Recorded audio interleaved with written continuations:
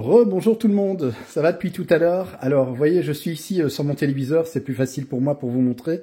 Je reviens sur la vidéo d'hier sur le poste de Gramme, le poste Elia qui se situe à proximité de la centrale électrique nucléaire de Tihange, qui fait partie de la province de Liège, à Huy en Belgique.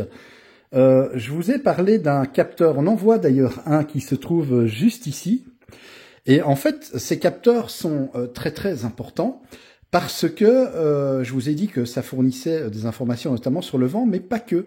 Et ça, je remercie d'ailleurs la personne qui m'en a dit plus sur le sujet, parce que effectivement, ça ne fait pas que ça. C'est vraiment essentiel ces capteurs pour le bon fonctionnement de la ligne, mais aussi la sécurité.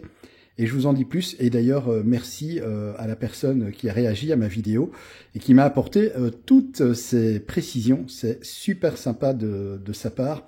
Moi-même, de mon côté, eh bien, j'ai pris quelques renseignements. Donc voilà, je vais mettre l'image en pause. On voit très bien ici le capteur qui est situé, qui est placé sur le câble à haute tension. Donc c'est une ligne à 380 000 volts. Et ce capteur, en fait, va bien sûr mesurer la vitesse du vent, mais va également mesurer la flèche du câble. Donc si le câble surchauffe trop, et ça va être le cas d'ailleurs avec l'été que nous allons avoir, il va faire très chaud. Donc qu'est-ce qui se passe quand un métal est soumis à de la chaleur? Il se dilate, et c'est pareil pour le câble. Et si la flèche devient en fait trop importante, eh bien le câble va va se rapprocher dangereusement du sol ou de la végétation, ce qui peut être un risque d'amorçage et d'accident.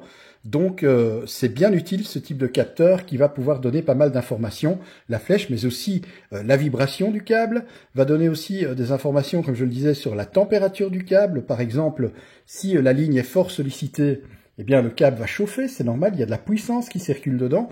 Et donc si la puissance est trop élevée et qu'on voit que le câble est en souffrance, eh bien on peut même carrément mettre hors tension la ligne pour justement éviter tout incident et éviter même des accidents plus graves comme des câbles carrément qui se mettent à fondre. Il y a eu ça d'ailleurs il y a 2 ou 3 ans, c'était aux Pays-Bas, j'ai vu une ligne à haute tension qui était en train carrément de cramer. On voyait les câbles qui étaient pratiquement au sol, tellement ils étaient dilatés par la chaleur. Il y avait un court-circuit dans une sous-station, donc une puissance et un courant assez important sur les lignes, qui faisait que les câbles leurs flèches étaient vraiment très, je vais dire, accentuées, et ils se rapprochaient vraiment très dangereusement du sol.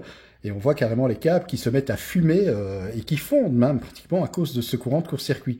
Donc ce type de capteur, effectivement, est très intéressant. Et encore merci donc à la personne qui m'a donné des infos sur ce sujet. Et puis merci aussi à la personne qui m'a dit que Gramme était quelqu'un de très important dans le domaine de l'électricité en Belgique. C'est d'ailleurs pour ça qu'on l'appelle le poste de Gramme. Effectivement, on a donné son nom au poste qui se trouve donc à Huy, près de la centrale électrique de Tihange. C'est le poste de Gramme parce que ce monsieur est quelqu'un de très important au niveau de l'électricité en Belgique. Merci aussi à cette personne de m'avoir donné des renseignements et des informations à ce sujet. Voilà. Alors, petite intervention aussi parce que Laurent m'a demandé, on voit les câbles à haute tension, et par rapport à cette vidéo, m'a demandé c'est quoi ces câbles-là avec les boules qu'on voit là. Alors les boules, ce sont des balises, c'est pour les avions, pour que les lignes soient visibles depuis les avions, parce qu'il y a quand même, je vais dire, des avions qui passent à proximité, il y a quand même des aéroports, il y a l'aéroport de Liège qui est pas très loin, et donc c'est pour que la ligne soit visible, ces boules, et les câbles qu'on voit là, en fait, il n'y a pas d'électricité qui circule sur ces câbles. Ces câbles, en fait, c'est le sol, c'est la prise de terre, on appelle ça des câbles de garde, qui se trouvent au sommet du pylône, et donc ils relient chaque pylône entre eux à la terre, c'est comme une liaison équipotentielle, et c'est surtout pour la foudre, pour justement éviter tout problème, que la foudre en tout cas ne tombe pas sur les câbles électriques, mais qu'elle tombe plus sur ces câbles de garde qui vont protéger les lignes justement de ces surtensions dues à la foudre quand il y a des orages. On appelle ça donc des câbles de garde. Il y en a 2 là on le voit moins à l'image, mais il y en a 2 également.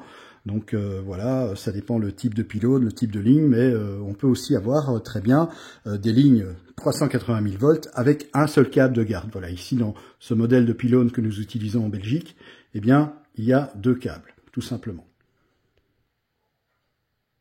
Et bien voilà les amis, je voulais changer la caméra, mais visiblement ça fonctionne pas, il faut que je regarde depuis la mise à jour sur mon portable. C'est un petit peu bizarre ce qui s'y passe, mais voilà donc pour ces précisions. Merci encore à ces personnes pour leurs interventions et leurs renseignements bien, je vais dire, nécessaires pour ajouter du contenu à la chaîne Fabelec. Merci en tout cas à vous. Et puis je vous dis à très bientôt pour une nouvelle vidéo en électricité, vidéo réponse sur cette chaîne. Je vous embrasse.